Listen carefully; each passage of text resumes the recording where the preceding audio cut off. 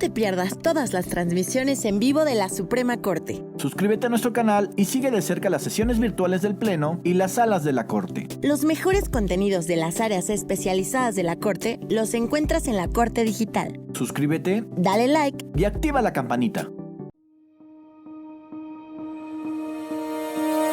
En el cuaderno de jurisprudencia sobre el derecho fundamental a la seguridad social, guarderías, podrán encontrar las decisiones de la Corte sobre temas como el derecho a la prestación sin discriminación por género, el límite de edad para recibir el servicio, las medidas estatales necesarias para prestar el servicio, el régimen de financiamiento compartido, el interés superior de la niñez, las prestaciones a quienes solicitan el servicio, la reparación del daño por hechos ocurridos en guarderías y su carácter de prestación de previsión social.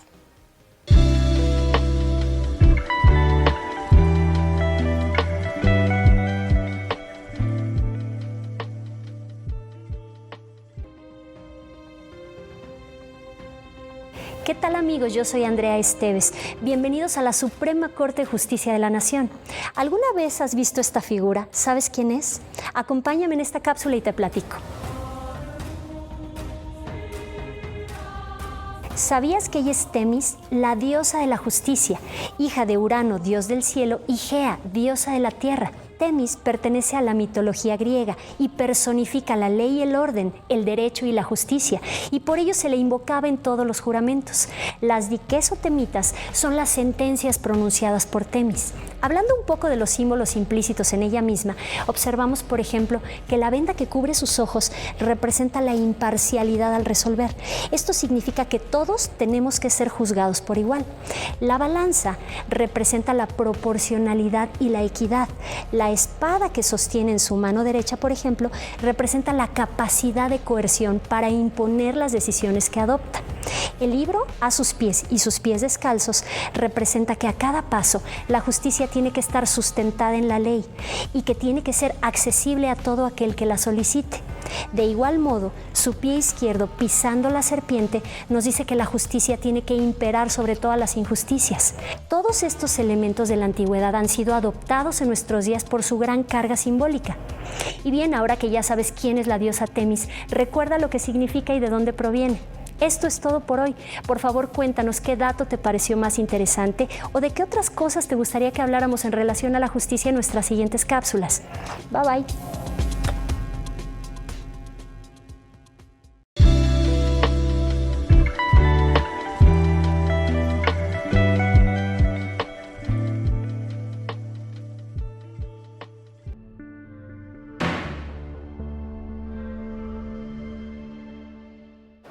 ¿Sabías que 2 mujeres acudieron a registro civil para reconocer al hijo de una de ellas como si fuera de ambas? El registro fue negado porque el Código Civil aplicable limitaba la figura de reconocimiento voluntario de hijo a la existencia de un vínculo biológico entre el menor y un padre. Ante esta situación, promovieron un amparo del que conoció la Suprema Corte de Justicia de la Nación.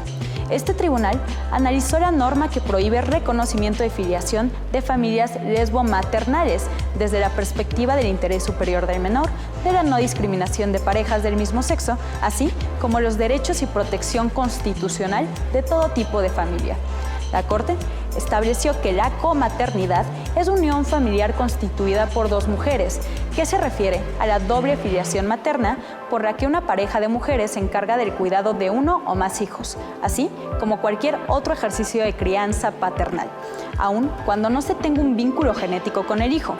Asimismo, determinó que no existen elementos que demuestren que la comaternidad pueda ser perjudicial a la formación de los menores de edad, ya que lo realmente importante es procurar su sano desarrollo integral, su derecho a la identidad y cuidado en un ambiente de amor y comunicación, lo cual no está limitado a un género, orientación sexual o vínculo genético entre las personas. Ya lo dijo la Corte.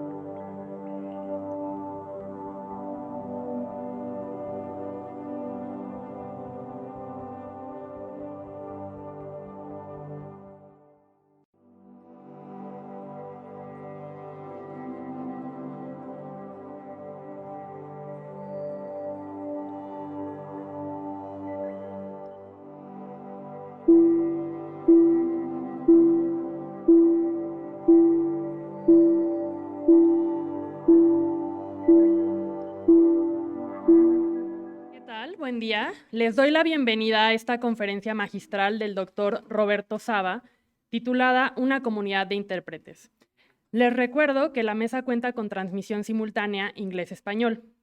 La versión español la pueden escuchar en YouTube y en Facebook de la Suprema Corte de Justicia de la Nación, y la versión en inglés está disponible en la página del Centro de Estudios Constitucionales. Además, vamos a estar recibiendo preguntas, tanto del público que está aquí presente acompañándonos y de las personas que nos siguen a través de las redes sociales. Antes de dar la palabra al doctor Roberto Saba, a quien le doy la más cordial bienvenida, me permitiré presentar su semblanza curricular. El doctor Roberto Saba es abogado graduado de la Universidad de Buenos Aires. Obtuvo sus títulos de maestría y doctorado en la Escuela de Derecho de la Universidad de Yale. Es profesor adjunto regular de Derecho Constitucional y titular de Cátedra de Derechos Humanos de la Facultad de Derecho de la Universidad de Buenos Aires. Es también docente de posgrado de la Facultad de Derecho de la Universidad de Palermo. Asimismo, es director de la Diplomatura de Posgrado en Derecho Constitucional y Derechos Humanos. Ha publicado numerosos artículos y capítulos en libros sobre igualdad, políticas antidiscriminatorias, libertad de expresión, control de constitucionalidad, derechos económicos, sociales y culturales, relación entre Iglesia y Estado, funcionamiento de tribunales constitucionales y acceso a la información pública, entre muchos otros temas. Pues sin más preámbulo, doctor, le doy la bienvenida. Es un honor para nosotras contar con su presencia y le doy la palabra.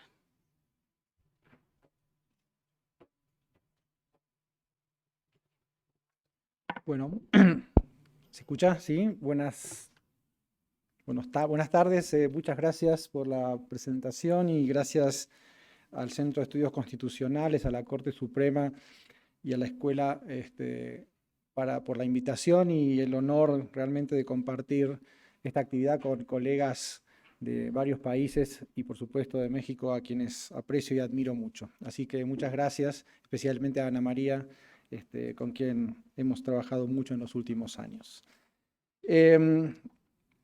Bueno, mi idea es hacerles una propuesta para trabajar o pensar en torno al precedente y al trabajo que realizan los jueces al interpretar la Constitución. Y quiero empezar con una anécdota o una historia personal vinculada con mi actividad como docente. Desde hace muchos años, desde el año 95, enseño en cursos de posgrado en la Universidad de Buenos Aires y en la Universidad de Palermo, y todos los años doy un curso sobre teoría constitucional, y casi todos los años en el examen hago, entre otras preguntas, la misma pregunta, que es, bueno, imagine que usted es una candidata o candidato a juez o jueza de la Corte Suprema de Argentina, y que está enfrentando al Senado en la audiencia pública que tenemos en Argentina para aprobar el pliego, y se le pregunta si usted cree que está obligada o obligado a seguir los precedentes del tribunal del que quiere formar parte. Y pese a que durante todo el curso tenemos discusiones parecidas a las que tenemos acá, y yo espero a veces otra respuesta, muchas veces me dicen no, de ninguna manera, porque la Argentina tiene un sistema jurídico que no pertenece a la tradición del common law. Pero bueno, ya empiezan algunos matices a la respuesta, pero me sorprende siempre que pasan los años y la respuesta en algunos casos, no en todos, pero son bastantes, se repite.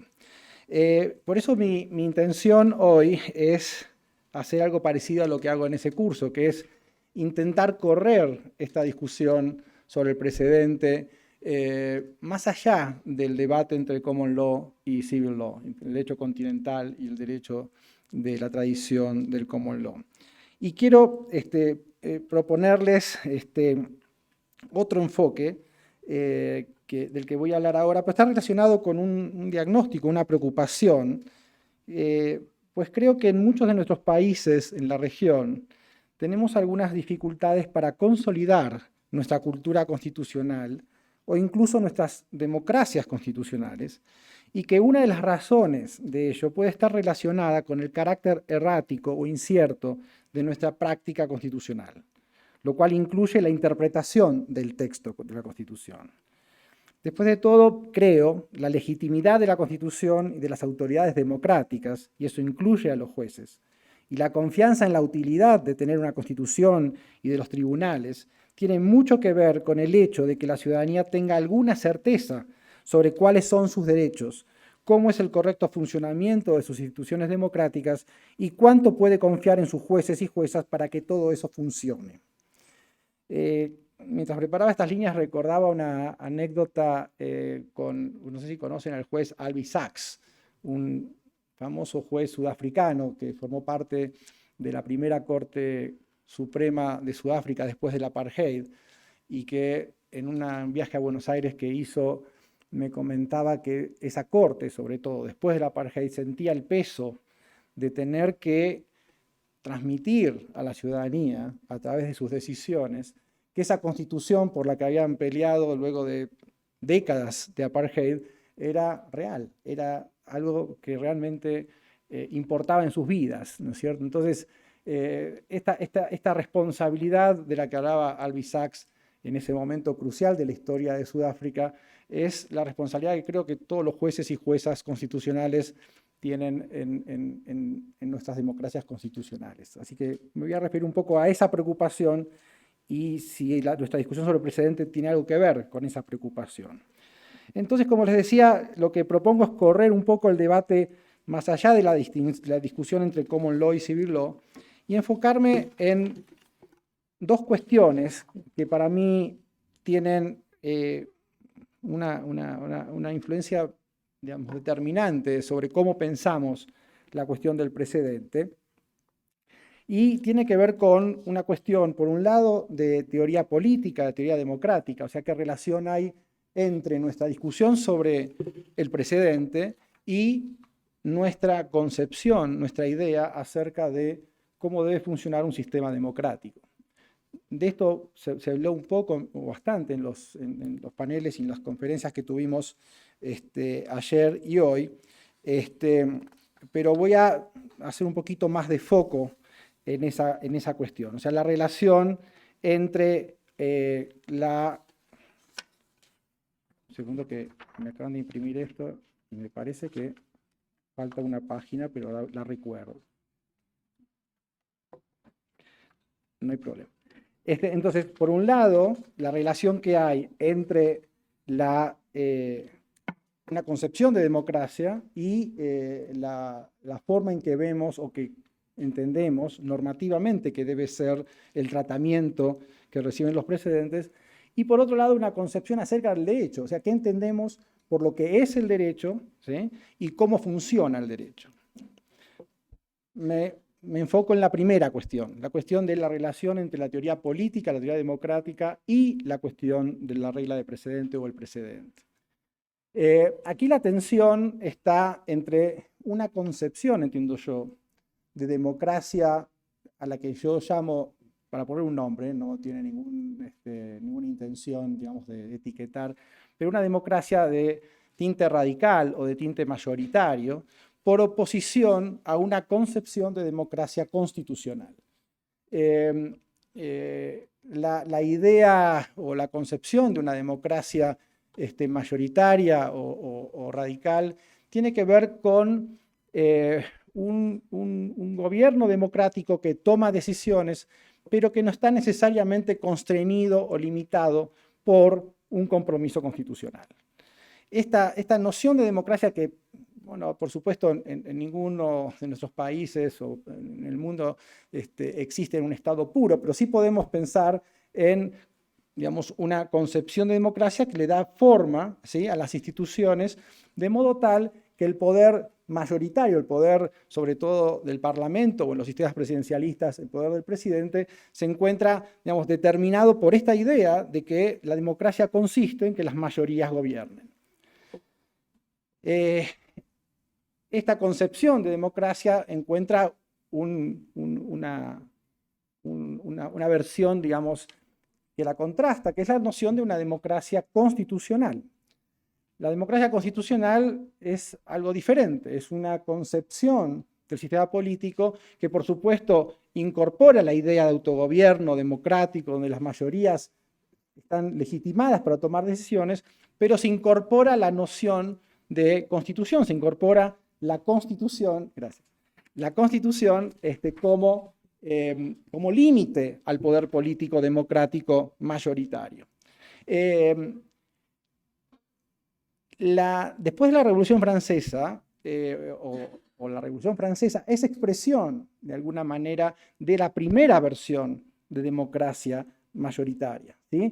Expresada sobre todo en el poder parlamentario, ¿sí? Esta concepción de una democracia donde el Parlamento tiene un rol central, y donde el límite constitucional, digamos, no tiene un lugar tan central. Por supuesto hay constituciones, la Revolución Francesa tuvo constituciones, pero no en el sentido de una norma que impone límites al poder político de la mayoría. Al contrario, ¿no? La Revolución Francesa es básicamente el éxito de una mayoría que logra imponer esta concepción más radical de democracia.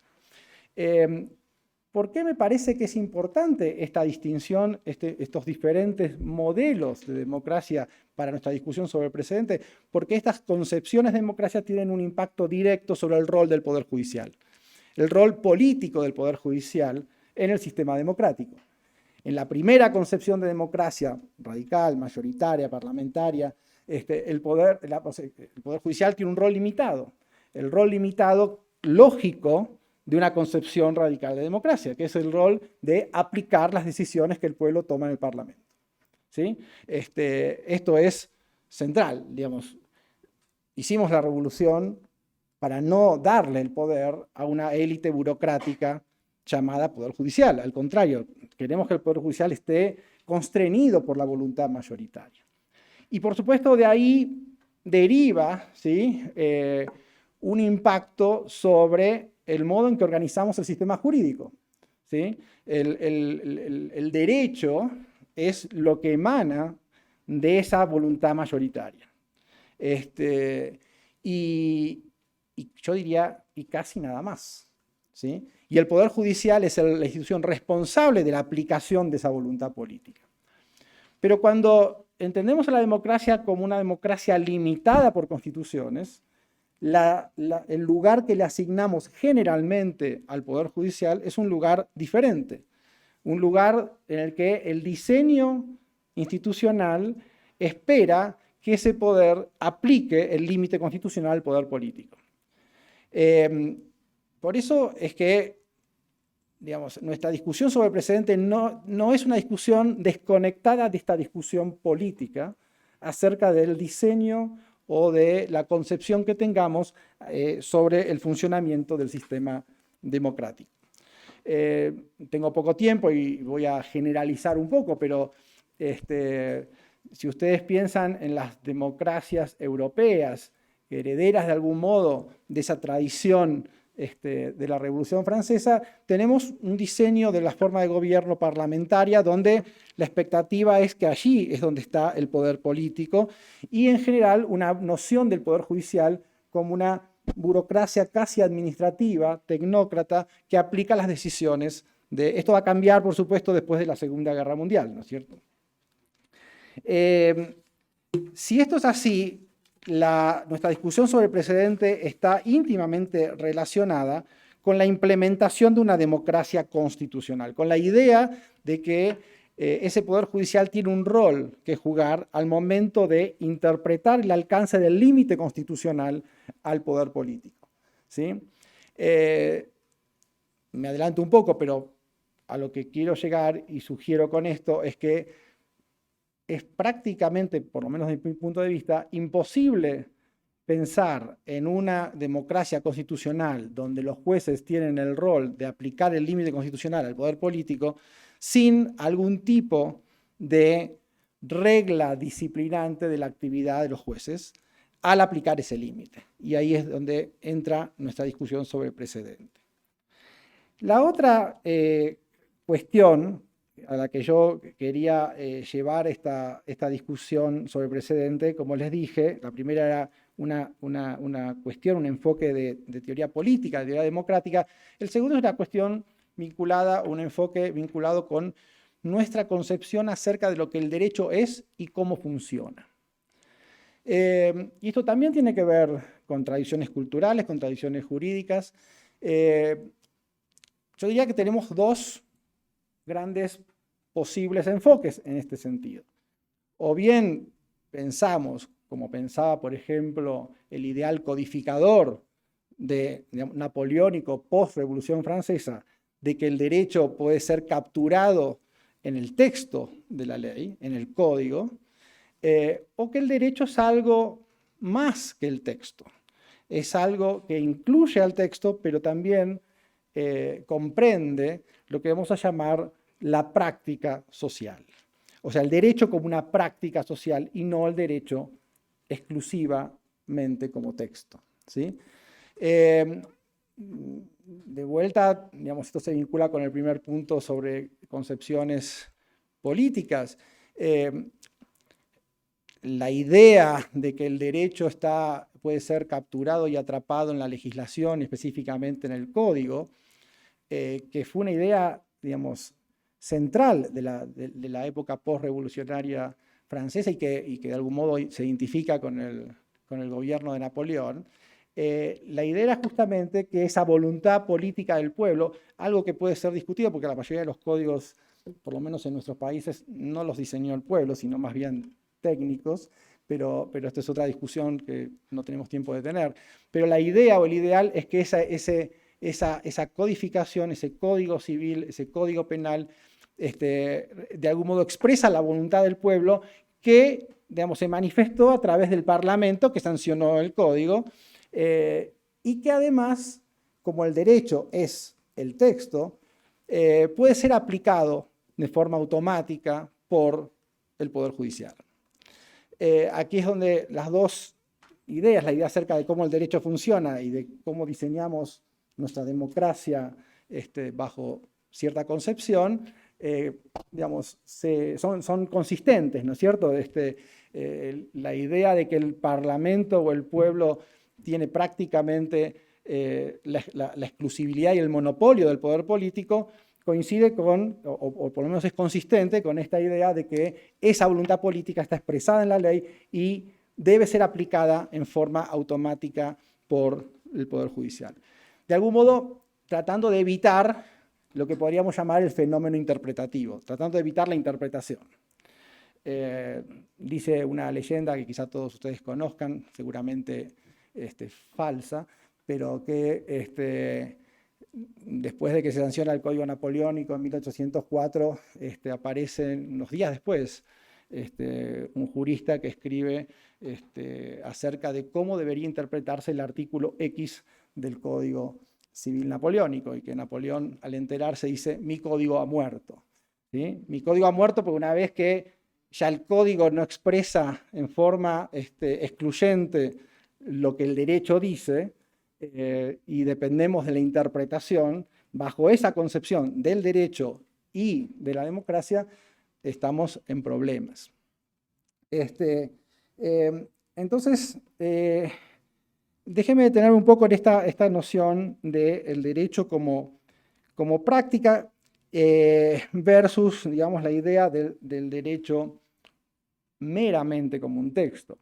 Esto no es una discusión, una problemática que sea exclusiva de nuestra tradición continental. También existe esta discusión en la tradición del common law. Hoy hablaba Matías de Scalia, ¿no es cierto?, que tiene un paper muy interesante acerca de casi con envidia, con añoranza, digamos, mira cómo los jueces del civil law aplican el derecho prácticamente sin interpretarlo, y mientras tanto los jueces activistas en los Estados Unidos hacen lo que no deberían hacer, que es interpretar ese texto de forma tal que están creando normas constitucionales más allá de lo que el pueblo había decidido en la Constitución. Entonces, de vuelta, me parece interesante, y creo que va en línea con lo que se decía hoy a la mañana, corrernos del debate como law, civil law, y mirar este debate como un debate diferente acerca de concepciones políticas y de concepciones del derecho. Ahora,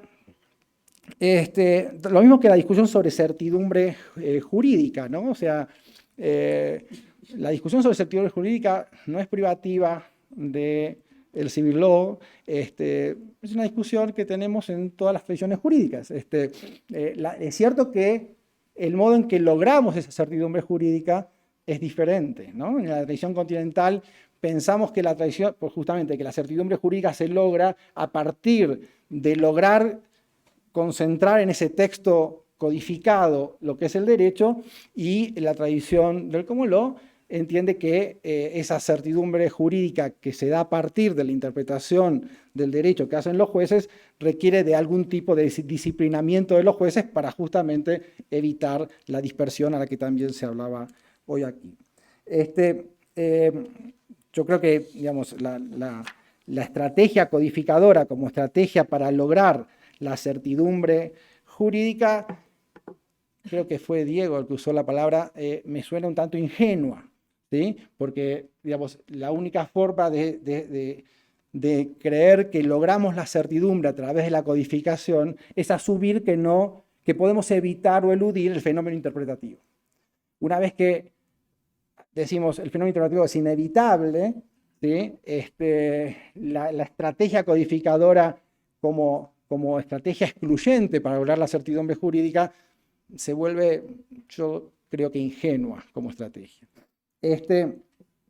Ahora, si nosotros en lugar de ver al derecho como un texto lo vemos como una práctica, entonces una práctica social que incluye al texto, pero que también incluye el trabajo interpretativo que hacemos para saber qué dice ese texto, ¿sí?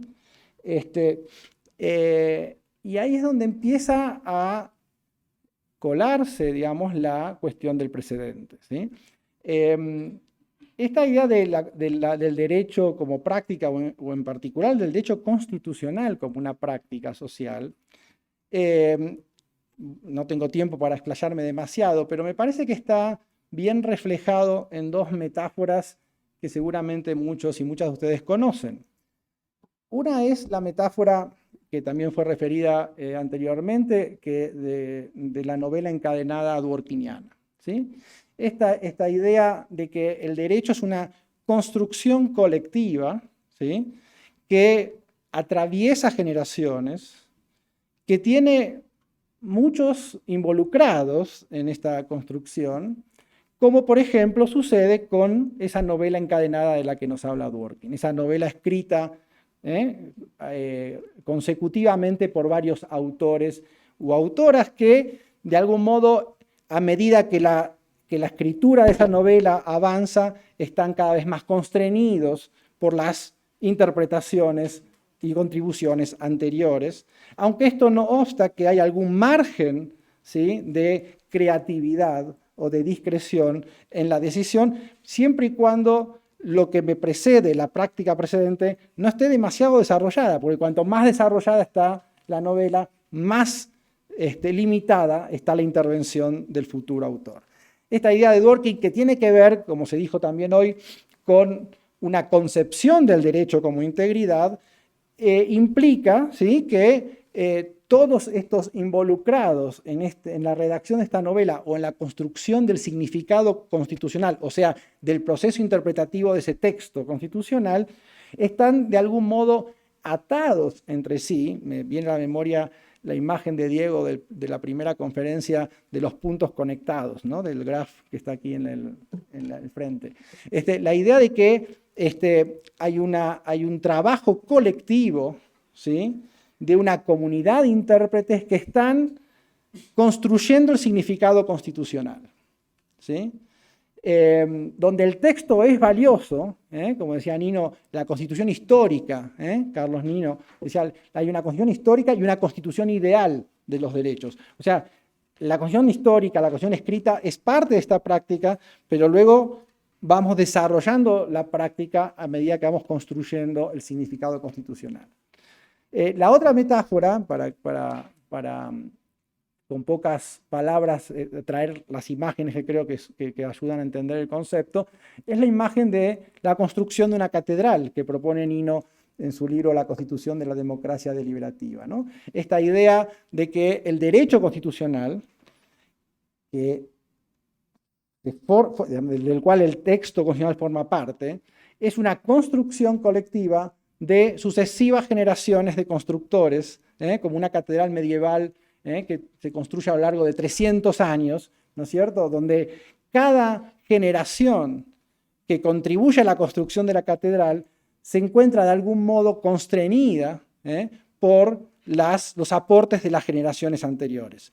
Esto no quiere decir que a medida que avanza la construcción no tengamos algún grado de discreción como constructores para introducir algunos elementos que pueden mejorar la catedral desde nuestro punto de vista. Lo que no podemos hacer es arruinar, digamos, el trabajo colectivo que se viene realizando, ¿sí? Y que de algún modo, aunque entre Nino y Dworkin había muchas diferencias, entre otras lo que dispara las dos metáforas, no tenemos tiempo de eso, pero de algún modo lo que se podría llamar la integridad de la construcción, ¿no es cierto? La integridad de esa catedral debe preservarse con cada contribución de cada constructor. Discusión para otra conferencia. Esto no quiere decir que el pueblo no tenga el derecho, Chile de hace pocas semanas es un ejemplo, el derecho de decir, esta catedral no me gusta, vamos a empezar una nueva catedral, pero es una decisión consciente de empezar una nueva práctica. Y esta es una discusión para otra conferencia. Pero digamos, esta idea de que el derecho como práctica social es el texto, pero también las contribuciones que hacemos generación tras generación en la construcción interpretativa de ese texto. Hay una imagen, una tercera metáfora que me gusta traer. Yo estoy obsesionado por estos temas, entonces cuando voy a un museo a ver una exhibición de surrealismo, veo constituciones, ¿no? Entonces, hace muchos años, cuando estaba escribiendo sobre esto, en una exhibición de surrealismo, me encuentro con algunos textos y dibujos de los surrealistas de un juego que jugaban, que no sé si conocen, seguramente sí, que se llama El Cadáver Exquisito. El Cadáver Exquisito es un juego que consistía, y de hecho se juega en internet aún hoy, consiste en que un grupo de jugadores y jugadoras tiene por objeto escribir juntos un texto. Ah, ¿se parece a la novela encadenada? No, esperen, no se parece. Escribir juntos un texto, pero la forma en que van a escribir ese texto es escribiendo cada uno, por ejemplo, el primer narrador, una oración. El papel donde es escrita esa oración se pliega y no va a poder ser visto por el siguiente escritor o autora, que debe escribir una segunda línea en ese texto. Y se dobla el texto y se escribe, otro autor escribe otra línea. Los surrealistas, que se divertían con estas cosas, en realidad había toda una filosofía detrás del juego, pero luego de varios autores despliegan el texto, y el texto es un texto sin ningún significado, ¿sí? Un texto carente, si quieren usar el concepto dworkiniano, un texto carente de integridad, ¿sí? Me parece interesante contraponer el juego del Cadáver Exquisito con el juego de la novela encadenada, porque yo creo que en ese contraste entre los dos juegos hay algunas pistas acerca de la importancia, otra vez, de los precedentes, ¿no? ¿Qué es lo que hace que ese juego colectivo de los surrealistas produzca un texto desintegrado, mientras que la novela encadenada produce un texto que responde a ese valor de la integridad? Y es que justamente cada aporte de cada autor en el juego del Cadáver Exquisito desconoce lo que decidieron aquellos autores que le precedieron. Es un escritor completamente libre para escribir su parte de la novela o del poema. Lo llevo a nuestra discusión sobre precedente. Y todo lo que digo es, digamos, exploratorio.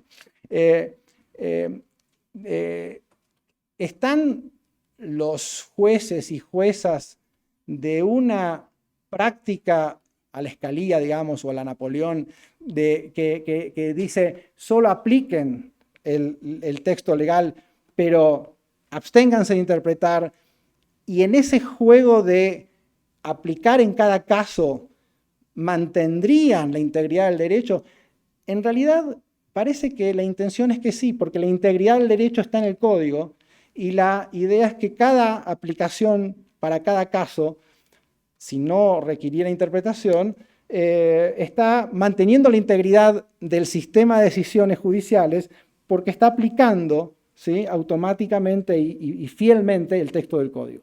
¿Se entiende esto? ¿Sí? Pero resulta que cuando despliego el abanico de decisiones, eso no sucede.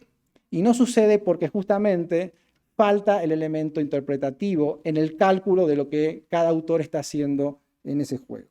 Disculpen si no se entendió mucho, pero traté de resumir mucho en muy pocos minutos, estoy con poco tiempo. Entonces, vuelvo sobre la cuestión del precedente, entonces como un elemento disciplinador de la actividad de estos intérpretes, para justamente evitar, digamos, que el producto de su trabajo colectivo sea un cadáver exquisito y sea más cercano a la catedral niniana o a la novela encadenada. Tengo poco tiempo y voy a ir directo a... tengo algunos temas más que quizás si tenemos tiempo los desarrollamos en las preguntas, pero ¿cuáles son las implicancias de estas ideas acerca de, por un lado, cómo funciona nuestro sistema democrático constitucional, qué lugar le asignamos a los jueces y las juezas en la aplicación de ese límite al poder político, y por otro lado, cómo funciona el derecho como práctica social, qué implicancias tiene muy concretas, muy prácticas para las instituciones democráticas y las instituciones jurídicas? Muy sucintamente, porque esto podría ser muy largo, pero dividí las implicancias en dos. Por un lado, las implicancias que esto tiene para la actividad de los tribunales. La implicancia que tiene la necesidad de observar los precedentes, con todos los subdebates que tuvimos en estos 2 días, para la actividad del Poder Judicial. Una primera implicancia que discutimos ayer, justamente, en particular en el panel donde estaba Camilo, que es la relevancia de la publicación de los argumentos que motivan las decisiones interpretativas de los jueces. Y cuando digo la publicación de los argumentos, me refiero también a la publicación de las disidencias, porque todas esas voces, los disidentes y las mayorías, están contribuyendo a esa construcción colectiva, a esa conversación entre esa comunidad de intérpretes. Y esto no es un tema menor. La discusión sobre la publicación de las disidencias es un tema importantísimo de la discusión sobre precedentes. En la tradición continental, en general, no se publican las disidencias. Hay un texto de Mirjam Damashka, un comparativista de la Universidad de Yale, ya retirado, no sé si vive, que decía, en el contexto de la tradición continental, las disidencias de un tribunal colectivo son como los zánganos que alimentan a la abeja reina y deben morir después de hacerlo. La idea es que cuando la decisión se toma, no pueden quedar rastros de la disidencia, porque los rastros de la disidencia sugieren que la decisión podría haber sido distinta, ¿sí? Entonces, la publicación de las decisiones, de los argumentos y de las disidencias son fundamentales para mantener alimentada la conversación entre esta comunidad de intérpretes. La publicación no es suficiente, también por algo que vimos ayer. Yo escuchaba 300.000 tesis, ¿cuántos eran? 600.000 tesis.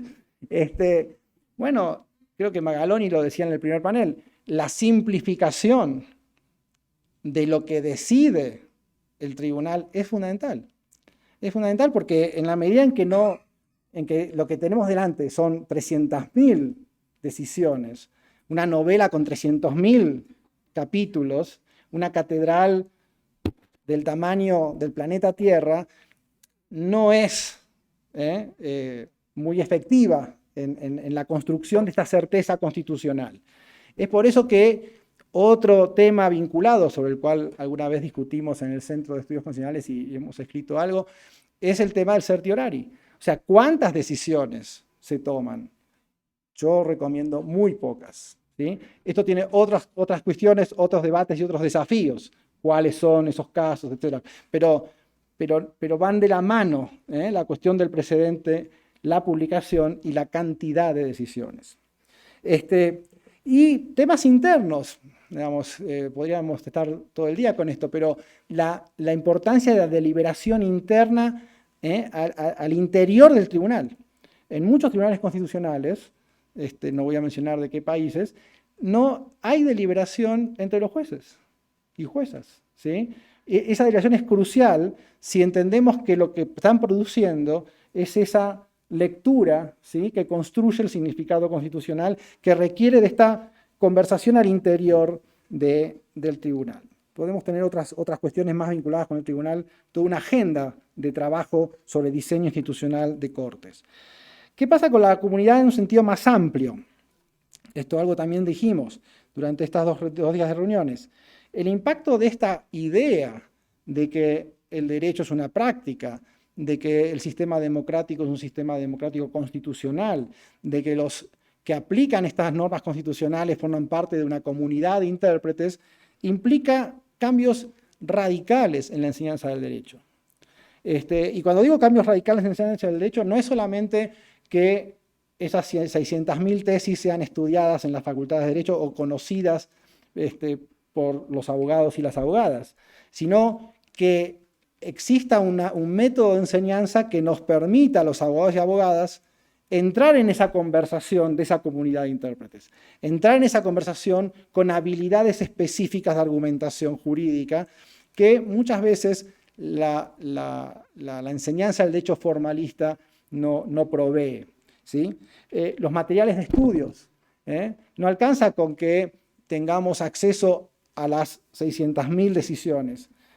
Los libros de casos como método para estudiar el derecho es algo más que un catálogo de decisiones. Es una invitación a pensar como piensan los jueces al tomar esas decisiones, con preguntas, con desafíos, con alteraciones de elementos de los casos, etc.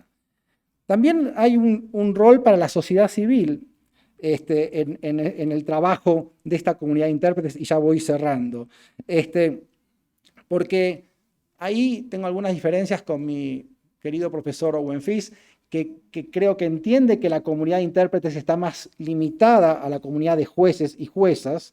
Yo creo que la comunidad de intérpretes es un poco más amplia, abarca también a la sociedad civil. Digamos, a mí se me hace difícil, y otra vez apelo a una imagen y un ejemplo para ahorrar palabras, se me hace difícil pensar en la decisión de Brown versus Board of Education en la Corte Suprema de Estados Unidos, imponiendo la desegregación racial sin el movimiento de derechos civiles que produce esa decisión. Entonces, la sociedad civil como parte de esa comunidad interpretativa que alimenta lo que en última instancia será una decisión judicial. Y aquí, no estoy diciendo que sea la sociedad civil la que tome la decisión sobre la interpretación constitucional, pero sí hay un input de esa lectura constitucional en el proceso judicial. La prensa, nuestra prensa en América Latina no cuenta generalmente con un periodismo especializado en el análisis, lectura y crítica de las decisiones judiciales constitucionales. La prensa es ese traductor, digamos, de lo que está pasando en una institución como el Poder Judicial, ¿sí?, y lo que está discutiendo la sociedad civil. Por muchos años, cuando yo era activista, ya no lo soy, traté de que la prensa tuviera periodismo especializado en decisiones de Cortes Supremas y fracasé rotundamente en toda la región. Dicen que es muy caro. Mi faro es una periodista en particular, que es muy interesante el ejemplo, se llama Linda Greenhouse, cubrió la Corte Suprema de los Estados Unidos por 25 años, educando a la sociedad civil respecto de lo que estaba pasando adentro de la Corte Suprema en materia de interpretación constitucional. ¿Saben qué hace hoy Linda Greenhouse? Se retiró del New York Times. es profesora en la Facultad de Derecho de Yale, de Derecho, periodista. Bueno, voy a terminar, ya hablé de las implicancias, simplemente voy a sugerir, porque no tengo tiempo, pero no quiero dejar de mencionar por lo menos el debate acerca de quiénes deberían formar parte o forman parte de esta comunidad de intérpretes. Y yo creo que hay cuatro actores que forman parte de esta comunidad de intérpretes. En primer lugar, obviamente los jueces nacionales, ¿sí? En los países donde tenemos un control judicial de constitucionalidad, estos actores son cruciales en la conformación de esta comunidad de intérpretes. Como dije antes, también la sociedad civil, ¿sí? Los movimientos sociales, los académicos, los periodistas que contribuyen en esta esfera pública habermasiana para discutir y descubrir qué dice la Constitución. Los tribunales internacionales, este fue el panel que tuvimos ayer, a quienes los estados les reconocen jurisdicción. Es un tema complicado, lo vimos ayer, digamos, en qué medida esos jueces internacionales forman parte de esa comunidad de intérpretes y de qué modo deben actuar para ser responsables actores de esa conversación. No tenemos tiempo de profundizar por ahí. Y finalmente lo del panel anterior, ¿no? O de los paneles anteriores, la cuestión de las decisiones judiciales tomadas por otros tribunales a quienes no les reconocen los estados una autoridad para tomar decisiones aplicables del superior. Pero sin embargo, y yo creo que en el mundo de las democracias liberales constitucionales, aquellos que toman decisiones en tribunales que no son los nuestros, también forman parte de esa comunidad interpretativa, ¿sí? Por supuesto, con todos los caveats y las cuestiones que estuvimos discutiendo hoy, pero creo que entre aquellas naciones que comparten el ideal de los derechos humanos, el ideal de una democracia liberal, tenemos algo en común para formar parte de la misma comunidad de intérpretes. Algo que creo que a lo que se refería Matías al final de su presentación, con esta idea, ¿no?, de una comunidad global de intercambio de razones. Así que bueno, dejo ahí, creo que no tenemos mucho tiempo para preguntas, pero les agradezco la atención.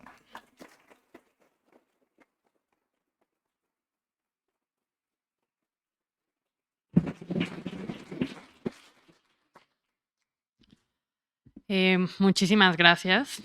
Bueno, ahorita al final, acá ya me mandaron varias preguntas, entonces estoy intentando ser igual de hábil que quienes me precedieron para ordenarlas. Pero bueno, a lo mejor sí no tenemos tanto tiempo, es cierto, pero no me gustaría que nos vayamos sin preguntas. Entonces,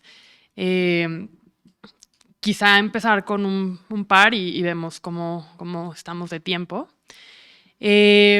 Nos preguntan cuál es el papel de los amici curiae como parte de la sociedad abierta a los intérpretes constitucionales, concepto de Peter Haberle, que al parecer usted comparte. Si puede a lo mejor exponer un poquito más sobre entonces cómo se debería resolver ¿cómo debería resolver el Poder Judicial cuando la voluntad política mayoritaria se confronta con los límites constitucionales? Y, bueno, quizá una última, a ver cómo estamos de tiempo.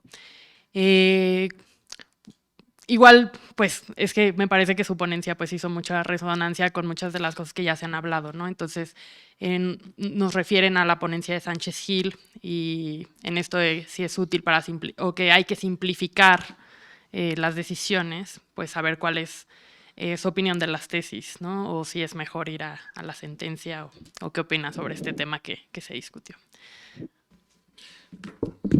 Bueno, voy a contestar, sí, telegráficamente por si podemos meter alguna pregunta más. Sobre los amici curiae, excelente pregunta. Es uno de los ejemplos de el modo en que opera una comunidad de intérpretes que va más allá del Poder Judicial.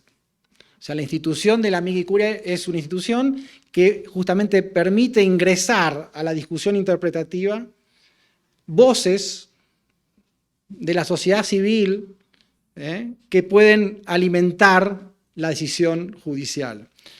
No es un tema menor que en muchos de nuestros países pertenecientes a la tradición continental no contamos con la mihi curiae hasta hace muy poco.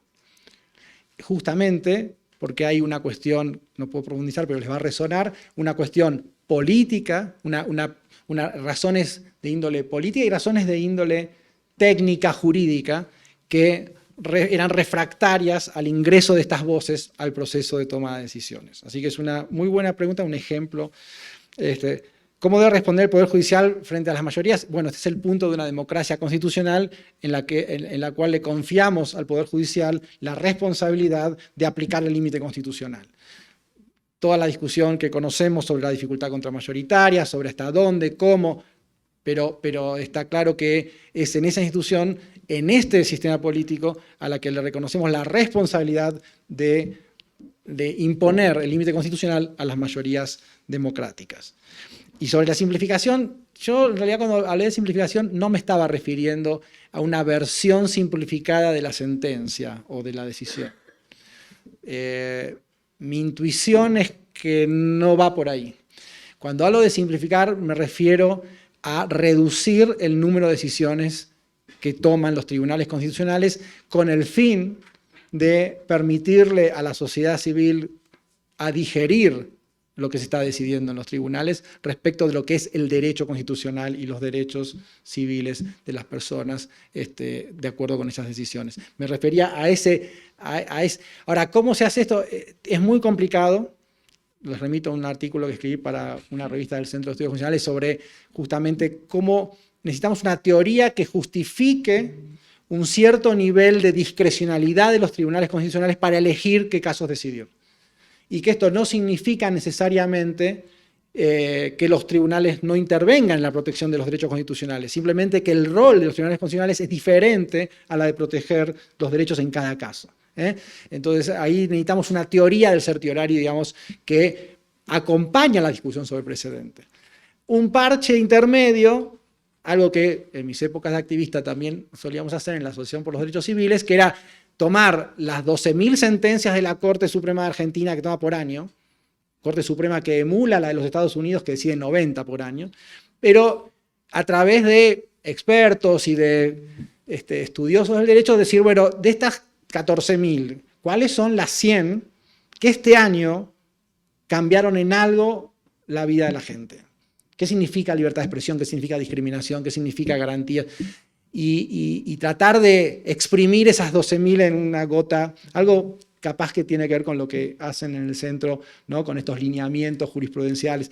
Pero estos son mecanismos para tratar de enmendar un problema que tiene que ver justamente con la cuestión de qué casos se deciden y cuántos.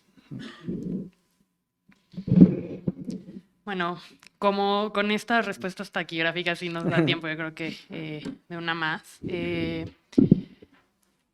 ¿Qué papel jugarían los precedentes frente a las crisis sociales y de legalidad en países latinoamericanos? Si es que tienen como un papel diferente y especial. Bueno, sí, es que quizá nos quedamos con esa y cerramos. Sí, no sé si la entiendo muy bien, no sé si la persona que le hizo quiere aclararla. Esa fue presencial. O sea, ¿cuál es el rol de los precedentes ante las crisis? Sí, Pues, bueno, sí. no sé si esta fue presencial, pero me parece que tiene que ver con, pues sí, si tienen un papel diferente a la ley o a otras fuentes del derecho, Okay. O si es. A ver, no sé si, perdón si al que o la que le hizo no es lo que estaba refiriendo, pero quizá tiene que ver, ahora que me das esta ayuda, con la relación entre decisiones judiciales y cambio social o frente a problemas sociales. Bueno, es una pregunta muy complicada de responder en un último minuto, pero creo que se relaciona con lo que dije antes respecto de esta visión ampliada de la comunidad de intérpretes. Creo que los tribunales, bajo esta perspectiva del derecho como práctica, no están funcionando en el vacío, están funcionando en un contexto político donde hay movimientos sociales que están reclamando por una lectura constitucional. Esto es lo que yo les propongo. Cuando vemos un movimiento social por los derechos de la mujer, por los derechos de las personas LGBTI, por los derechos de las personas con discapacidad, ¿qué estamos viendo? Estamos viendo una pelea interpretativa. Estamos viendo a sectores de la sociedad civil que dicen: lo que dice la Constitución cuando dice que somos iguales ante la ley es esto, y es distinto de lo que se viene interpretando por el Congreso o por el Poder Judicial. Entonces, esta es la forma, me parece, en la que empalma la discusión o el trabajo de la sociedad civil, digamos, expresando, digamos, necesidades en contextos de crisis y la interpretación constitucional.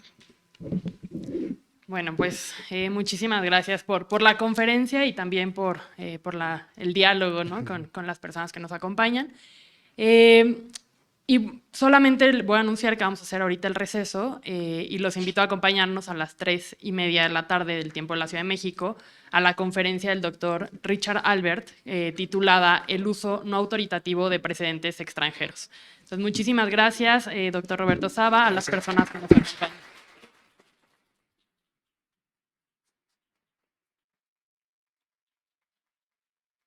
Muchísimas gracias.